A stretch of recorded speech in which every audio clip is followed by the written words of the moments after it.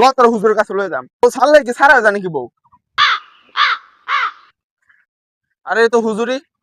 আসসালামু আলাইকুম হুজুর। ওয়ালাইকুম সালাম। কই যান আপনারা? হুজুর ওই তো বউ ছাইড়া দিছে, আর একটা বিভেদ করে দেন তো। বউ ছাড়িয়ে দিছে মানে? এই জামানায় আবার কেউ বউটাও ছাড়ে নাকি? কেমনে ছাড়ছেন শুনি বউটা? কোন দেখি। আমি কইছি তালাক তালাক তালাক 3 তালাক দিছি।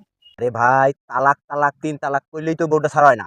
তালাকটা তো শুদ্ধভাবে আপনার কইতে হইব, বুঝেন নাই? কইতে হইব তালাক। তালাক কি? তালাক মানে এটা আপনার কলকলার সাথে বলতে হবে, কারিয়ানা হিসাব, বুঝেন নাই? যারা আমরা কারি সাহেব আছি তাদের হিসাবে তালাক এইভাবে কলকলার সাথে বলতে হবে। বলেন তো।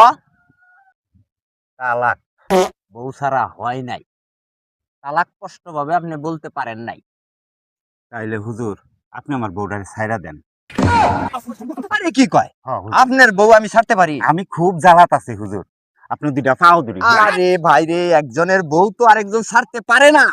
আমার বিয়ে আপনি পড়াইলেন, করাইলাম। আমার বাপের জানাজা আপনি করলেন, করলাম। আমার বাড়ির মিলাদ আপনি পড়াইলেন, করাইলাম। তাইলে আমার বউ ছাড়তে না কে? আরে ভাই, এইটা আর এইটা এক জিনিস হইলো? এইটা তো মৌলবি দিয়ে সবাই করায়, তা বলে এক মৌলবি যায় কি আরেকজনের বউ ছাড়তে পারে নাকি? এই বেটা তুই শুদ্ধভাবে বউ তালাক দিতে পারছিস না, তুই এসেছিস বউ তালাক দিতে। আরে যা, হুজুরের না ছাড়া তাড়াতাড়ি।